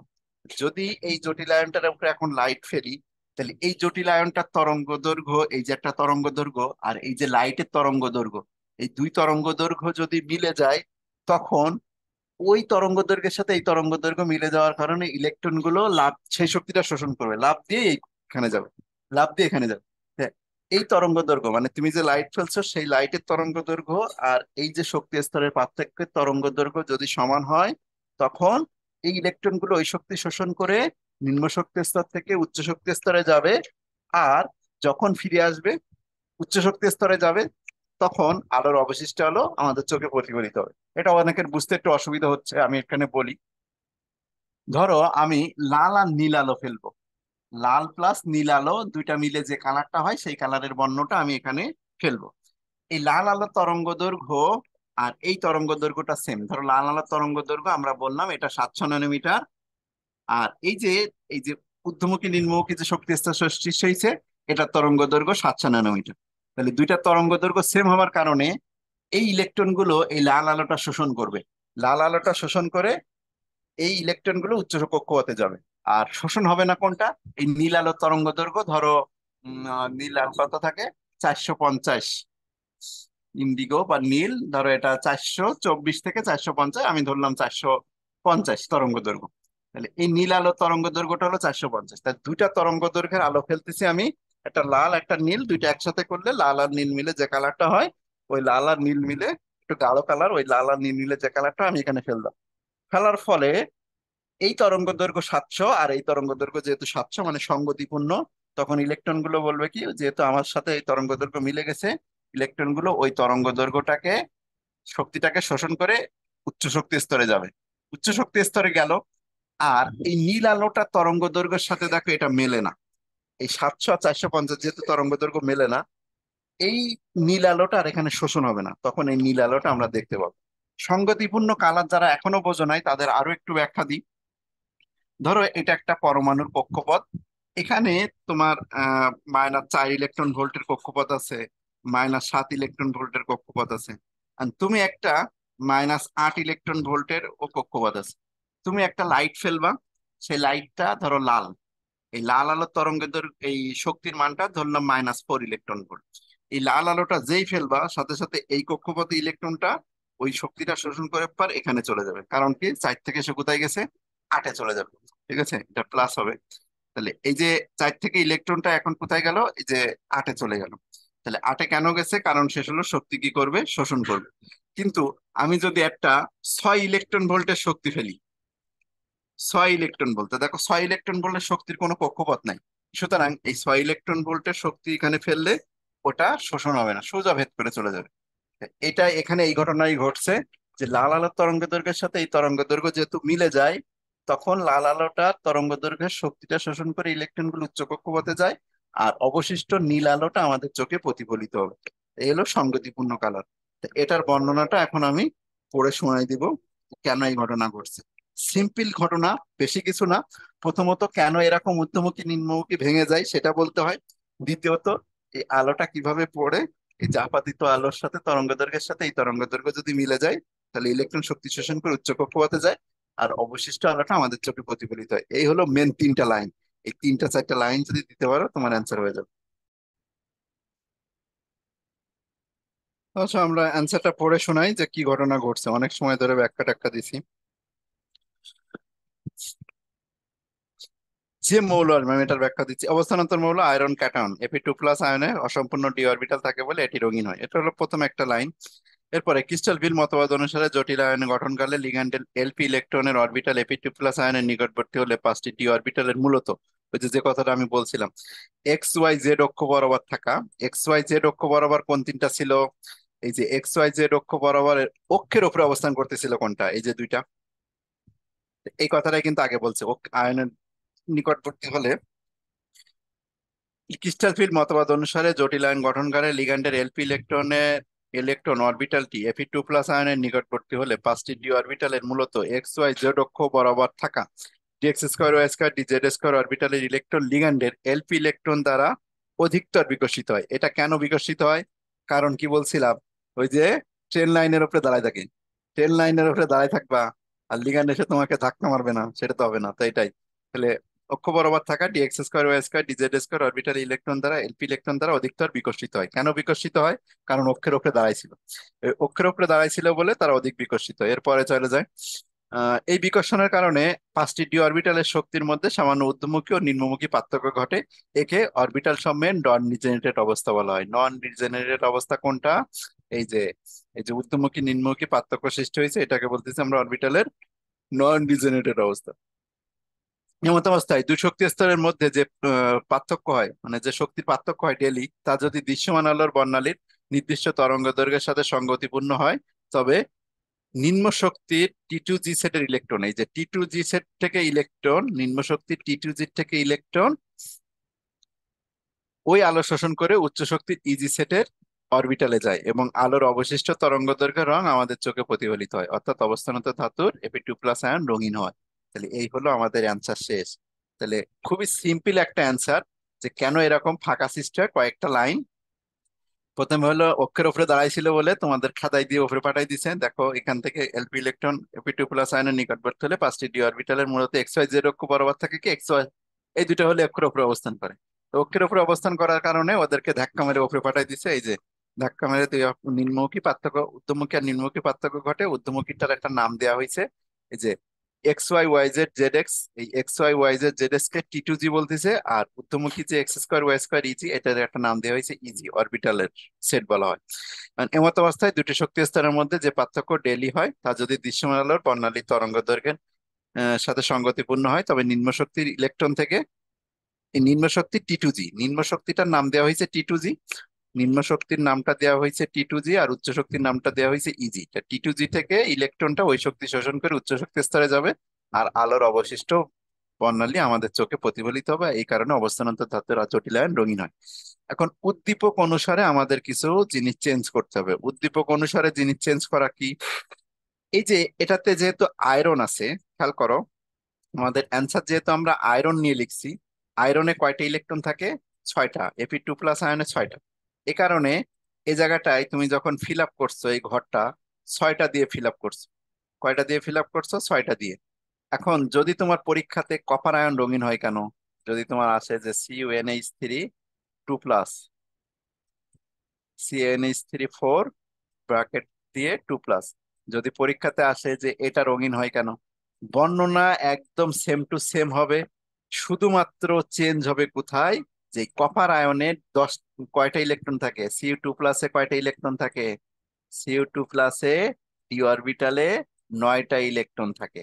তো যেহেতু ডিতে 9টা ইলেকট্রন থাকে, এই ঘরটা যখন তুমি ফিল আপ করবা, এই ঘরটা যখন তুমি ফিল আপ করবা তখন কিন্তু অবশ্যই 9টি ইলেকট্রন দিতে হবে। এলো 6টা, এই যে 7 নাম্বার, 7 নাম্বার, 8 নাম্বার, আর এই হলো 9 নাম্বার, এই 9টা ইলেকট্রন দিতে হবে। আবার ভালো করে দিই, তাহলে কপার দিয়ে যদি উদ্দীপকটা আছে, যেহেতু কপারের D9, এই কারণে এই যে 6টা, আর এই জায়গাটায় তোমার 2টা,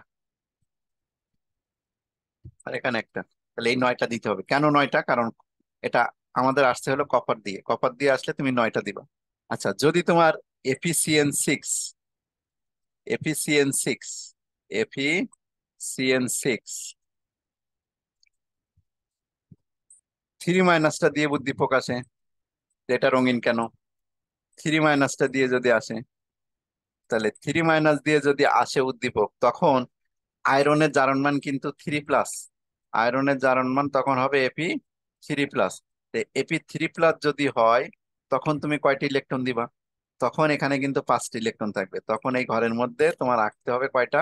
5টা। এখানে কিন্তু আর একটা দেওয়া যাবে না, তখন 5টা রাখতে হবে। এই 4টা 5টা, আর ওপরের গুলা কিন্তু ফাঁকা থাকবে। আবার ঠিক করে দিই, ওপরের গুলা ফাঁকা, অর্থাৎ এটা তো ফাঁকাই, এই জায়গাটাই তুমি একটা দিবা, এখানে 2টা না একটা দিতে হবে, তাহলে 5টা দিতে হবে। তার মানে জটিলায়ন যেটা আসবে শুধুমাত্র এই ঘরটা চেঞ্জ হবে। তাহলে আমি এখানে একটু বোর্ডে লিখে লিখে দেখাই দিচ্ছি যে যদি তোমার কি আসে উদ্দীপক, এত কনজাস্টেড লেখা দরকার নাই, এই ওকে।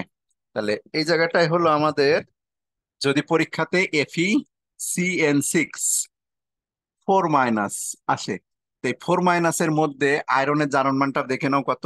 এক্স, সায়ানাইড হলো -1 × 6 = -4, এক্স হলো +2। তাহলে Fe2+-এ 3D-তে কয়টি ইলেকট্রন থাকে? 6টা। তাহলে যখন আমাদের Fe(CN6) এটা আসবে, তখন এখানে আমরা 6টি ইলেকট্রন রাখবো। ওকে, এটা শেষ। এবার আসলি যে যদি পরীক্ষাতে Fe(CN6)3- আসে, সেক্ষেত্রে আয়রনের জারণ মানটা কত দেখে নি। এক্স প্লাস সায়ানাইড -1 × 6 = -3, এক্স হলো +3। তাহলে যখন এটা জারণ মান +3, তাহলে Fe3+ যদি করি আমরা, তখন তার দিতে কয়টা ইলেকট্রন থাকে? 3D-তে 5টি ইলেকট্রন থাকে। তাহলে এই জায়গাটা এখন আমরা 5টা ইলেকট্রন দিব, আর এটা ফাঁকা রেখে দিব। ঠিক আছে, এটা ফাঁকা রেখে দিব। ওকে, এবার যদি আমাদের উদ্দীপক আসে এটা দিয়ে, কপার দিয়ে, CuNH3 4 2+, এটা রঙিন কেন? এখানে কপার আয়নের জারণ মানটা দেখে নাও। কপার হলো এক্স, NH3 হলো 0 × 4 প্লাস =2। তাহলে এখানে এক্স এর ভ্যালু কত পাইলাম? +2। তাহলে কপার যদি 2+ হয়, এই কপার 2+-এর 3D-তে কয়টি ইলেকট্রন থাকে? 9টা। তখন আমাদের উদ্দীপকটা 9টি ইলেকট্রন বানাতে হবে। এই যে উদ্দীপক মানে এই ঘরটা, 6টা, সাতটা, আটটা, নয়টা। তাহলে তখন আমাদের এরকম 9টা ইলেকট্রন বানাই দিতে হবে। এই আয়নগুলো রঙিন হয়। এখন আমাদের প্রশ্ন হলো কারা কারা রঙিন হয় না। আমাদের একদম ফাইনাল প্রশ্নতে আমরা চলে যাচ্ছি। পরীক্ষাতে আসলো যে Cu2+ রঙিন হয়, Cu2+ রঙিন হয়, কিন্তু কিন্তু Cu+ রঙিন হয় না। কেন রঙিন হয় না কেন? তাহলে প্রথমত Cu2+ এর জন্য কেন রঙিন হয়, এই সম্পূর্ণটা যেভাবে লিখে আসছো সম্পূর্ণটা আবার ওইভাবে লিখে আসতে হবে। Cu2+ কেন রঙিন হয় সেটা তুমি ব্যাখ্যা দিবা যে কিভাবে। লাল কালি একটু ঝাপসা দেখায়, বোঝাই যাচ্ছে। Cu2+ কেন রঙিন হয়, কিন্তু সিউ শুধু প্লাস কেন রঙিন হয় না? Cu2+ তো রঙিন হয়, আমরা ভালো করে বুঝতে পারছি যে এটা রঙিন হয়। এখন আসি শুধু প্লাসটা কেন রঙিন হয় না। Cu2+ এর মধ্যে কয়টি ইলেকট্রন থাকে? 3D তে 9টি ইলেকট্রন থাকে। আর এখানে ডিতে কয়টি ইলেকট্রন থাকে? 3D তে থাকে হলো 10টি ইলেকট্রন। তো এটা কেন রঙিন হচ্ছে? কারণ যদি এখানে লাইট ফেলি, সেই লাইটের তরঙ্গ দৈর্ঘ্য এই ইলেকট্রন গুলো লাফ দিয়ে এই যে ফাঁকা ঘর আছে, এই যে ফাঁকা অরবিটাল আছে দেখো একটা, এখানে এই ঘরে যেতে পারে। তাহলে এখান থেকে একটা ইলেকট্রন লাফ দিয়ে এই ঘরটা ফাঁকা আছে বলে ওইখানে যেতে পারে। আর ওইখানে যদি ইলেকট্রন এরকম উপরে লাফ দিয়ে যায় তাহলে শক্তি শোষণ হবে, কিছু অংশ আমাদের চোখে বিকিরিত হবে। লাল আর নীল আলো ফেলবো, একটা আলো যদি শোষণ হয় আর একটা দেখতে পাবো। কিন্তু যদি এই জায়গায় 10টা ইলেকট্রন থাকতো, তার 10টি ইলেকট্রন থাকলে এখানে কি হবে? এরকম ফিল আপ সম্পূর্ণটা। এখন যতই তুমি লাইট ফেলো, ইলেকট্রন গুলো ওই শক্তি শোষণ করবে না। কেন শোষণ করবে না? কারণ ইলেকট্রন গুলো যে লাফ মেরে উচ্চ ঘরে যাবে ওই ঘরটা তো আগে থেকে ফিল আপ। তো যদি ফিল আপ হয় তাহলে তো সে আর ইলেকট্রন গুলো লাফ দিয়ে উচ্চ কক্ষপথে যেতে পারলো না। যেহেতু ইলেকট্রন গুলো উচ্চ কক্ষপথে যেতে পারলো না, তাই সে আর রঙিন হবে না। তাহলে Cu+ কেন রঙিন হয় না? এর ব্যাখ্যা সিম্পল, যে এটার ডি অরবিটাল পূর্ণ, ডি অরবিটাল পূর্ণ থাকার কারণে এটা রঙিন হতে পারে না। আচ্ছা, এক কথায় অ্যান্সার শেষ। যদি আমি বলি যে Zi2+ কেন রঙিন হবে না, তাহলে Zi2+-এরও 3D-তে 10টা ইলেকট্রন থাকে। যদি এরকম ফিল আপ থাকে, ওপর নিচে যদি ইলেকট্রন দিয়ে ফিল আপ থাকে, যতই তুমি লাইট ফেলো, ইলেকট্রন গুলো লাফ মেরে উচ্চ কক্ষপথে যে যাবে সেই তো ঘর তো নাই। কারণ ইলেকট্রন তো ফিল আপ, ইলেকট্রন তো এখান থেকে লাফ দিয়ে ওই ঘরের মধ্যে যেতে পারবে না। সুতরাং এটা রঙিন হবে না। ওকে, তাহলে রঙিন কেন হলো না আমরা বুঝতে পারলাম। তাহলে এই প্রশ্নের অ্যান্সারটা আমি একটু দেখাই দিই। আচ্ছা, এটাও আসে পরীক্ষাতে। স্ক্যান্ডিয়াম 3+, স্ক্যান্ডিয়াম 3+ যদি বলে এটা কেন রঙিন হয় না, স্ক্যান্ডিয়ামের তো ডি অরবিটালই নাই, এর 3D তো জিরো। তাহলে যেহেতু এর 3D জিরো, এরকম উচ্চ শক্তি স্তর নিম্ন শক্তি স্তর ক্রিয়েটই হবে না, যেহেতু ডিতে ইলেকট্রনই নেই। সুতরাং এটা রঙিন হবে না। ডিতে ইলেকট্রন নাই মানে এটা কোনো রঙিন হওয়ার সুযোগ নেই। তাহলে এখন আমরা চলে যাচ্ছি অ্যান্সারটা কেমন হবে। তাহলে কোন প্রশ্নটা আমরা ব্যাখ্যা দিচ্ছি বলতো? এই যে Cu2+ রঙিন, কিন্তু Cu2+, এই যে Cu+, Zi2+ স্ক্যান্ডিয়াম জটিল আয়ন বর্ণহীন কেন? আসছে হলো যশোর বোর্ড 23/5-এর ঘতে, ময়মনসিংহ বোর্ড 21/6-এর ঘতে। আমরা প্রশ্নটাও দেখাই দিতে পারি। যশোর বোর্ড 23-এর প্রশ্নটা দেখি। যশোর বোর্ড 23, যশোর তো একদম শেষে। যশোর বোর্ড 23 কত দাগ ছিল? যশোর বোর্ড 23/5-এর ঘ। তো যশোর বোর্ড 23/5-এর ঘ দেখো। এটা তো ভুল একটু একটু একটু একটু একটু একটু।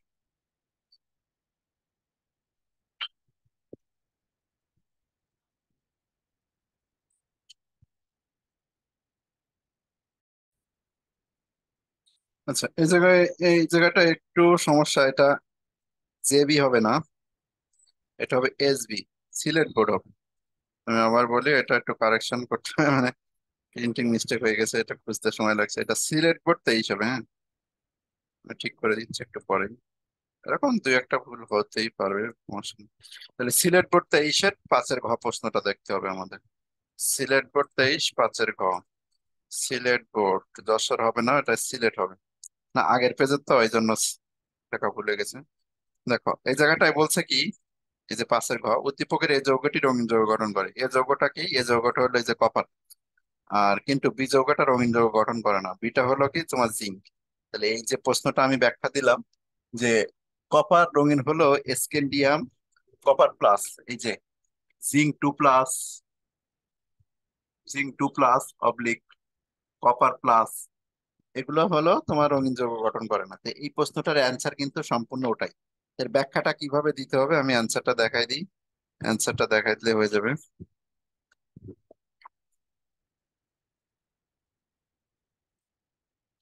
অ্যান্সারটা এটা দেখো, এটা না,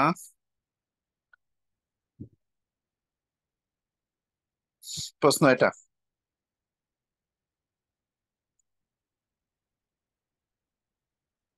CO2 প্লাস জটিলায়ন রঙিন হলেও সিউ জটিলায়ন রঙিন হয় না, অথবা CO2 জটিলায়ন রঙিন কিন্তু জিঙ্ক 2 আয়নে জটিলায়ন বর্ণহীন কেন। তো প্রথমত এইটা কেন যে রঙিন সেটা আগের প্রশ্নটাই, অর্থাৎ আমাদের 4 নম্বর প্রশ্ন একটু আগে আমরা যেটা ব্যাখ্যা করছি সম্পূর্ণ হুবহু সেটা। দেখো কোনো চেঞ্জ নাই, CO2 ক্রিস্টাল ফিল্ড মতবাদ অনুসারে ওই যে এক্স ওয়াই বরাবর থাকা ইলেকট্রনের যে নিম্ন শক্তি স্তর, যেহেতু এখানে 9টা ইলেকট্রন, কপার প্লাসে যে 2 প্লাসে যেহেতু 9টা, দেখছো এখানে 6টা উপরে 3টা।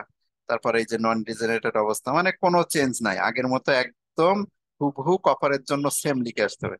অপর দিকে বলে এই যে আরেকটার জন্য কপার 2 প্লাস জিঙ্ক 2 প্লাস এর ডি অরবিটালে পূর্ণ থাকায় নিম্ন শক্তি 2t2 থেকে অরবিটাল সেট থেকে ইলেকট্রন শক্তি শোষণ করে উচ্চ শক্তি স্তরে যেতে পারে না, উচ্চ শক্তি যে অরবিটালে যেতে পারে না, তাই Cu+জিঙ্ক 2+ জটিলায়ন রঙিন হয় না। একদম সিম্পল। মানে অপর দিকেরটা ব্যাখ্যাটা খুবই সহজ। আর প্রথমটা হলো আগেরটাই, ক্রিস্টাল ফিল্ড থিওরি মতবাদ যেটা। এইখন যে সাজেশন, এই যে প্রশ্নের অ্যান্সারের কপিটা এখান থেকে স্ক্রিনশট দিয়ে নিতে পারো। আমি যেভাবে দেখাই দিচ্ছি যে সকল, এই প্রশ্ন হলো এটা খুব ইম্পর্টেন্ট কিন্তু এবছরের জন্য আসার মতো একটা প্রশ্ন। যে সকল ডি ব্লক মৌল সুস্থিত আয়নে ডি অরবিটালটি অপূর্ণ থাকে তাদেরকে অবস্থানান্তর মৌল বলে। অবস্থানান্তর মৌলের জটিল আয়ন সমূহ রঙিন হয়। Cu2 এর অপূর্ণ ডি অরবিটাল থাকে, তাই Cu2 জটিল আয়ন রঙিন হয়। তারপরে ইলেকট্রন বিন্যাস ক্রিস্টাল ফিল্ড মতবাদ অনুসারে ইলেকট্রন গুলো নিম্ন শক্তি স্তরে থাকে। আর এই যে যখন লিগ্যান্ড আছে, লিগ্যান্ডে অক্ষ বরাবর থাকা d s square y square d z square ইলেকট্রনের লিগ্যান্ডের এলপি ইলেকট্রন দ্বারা অধিকতর বিকশিত হয়। এই বিকর্ষণের কারণে 5টি ডি অরবিটালের শক্তির মধ্যে সামান্য ঊর্ধ্বমুখী নিম্নমুখী পার্থক্য ঘটে। একে অরবিটালের নন ডিজেনারেট অবস্থা বলে। এই যে নন ডিজেনারেট অবস্থা কোনটা, এটা নিম্ন শক্তিটার নাম দেওয়া হয়েছে T2G, উচ্চ শক্তিটার নাম দেওয়া হয়েছে ইজি। এখন যদি আপাতিত আলো এর উপরে পতিত হয়, তা আপাতিত আলোর তরঙ্গ দৈর্ঘ্যের সাথে এই এই এই শক্তি স্তরের পার্থক্যের তরঙ্গ দৈর্ঘ্য যদি মিলে যায়, তবে ইলেকট্রন গুলো শক্তি শোষণ করে উচ্চ শক্তি স্তরে যায়। উচ্চ শক্তি স্তরে যাওয়ার ফলে অবশিষ্ট তরঙ্গ দৈর্ঘ্য, মানে যেটা শোষণ হবে না, সেটা আমাদের চোখে প্রতিফলিত হয়। আর এখানে যদি ফাঁকা টি না থাকে, জিঙ্ক 2 প্লাসে এই জায়গাটায় 10টা, মানে ওপরে 4টা, নিচে যদি, উপরে যদি এখানে 10টি ইলেকট্রন থাকে, তাহলে যেহেতু এগুলো আপাতত আলো এখানে যদি পড়ে, তাহলে উপরে যেহেতু ফিল আপ, এরা আর উপরে যেতে পারবে না, এই কারণে এটা রঙিন হয়। এই হলো আমাদের এই প্রশ্নের অ্যান্সার, আশা করি বুঝতে পারছো। মেনলি এখান থেকে তোমাদের যদি প্রশ্নের কথা বলি, কয়টা প্রশ্ন হয়েছে। মেনলি প্রশ্ন কিন্তু ডি ব্লক মৌলের এ একটা, 2 আর 3 মিলে একটা, 2 আর 3 মিলে সেম প্রশ্ন, আর এই যে 4 আর 5 মিলে সেম প্রশ্ন। তাহলে এখান থেকে 3টা প্রশ্ন, 3টা প্রশ্ন পড়ে গেলে এক সেট প্রশ্ন কমন পাওয়ার সম্ভাবনা অনেক বেশি। সুতরাং এই 3টা প্রশ্ন পড়ে ফেলবা। আমি ক্লাসের সাথে তোমাদের এই যে অ্যান্সারের কপিটা আমি দিয়ে দিব, এখান থেকে অ্যান্সারটা লিখে নিতে পারবো।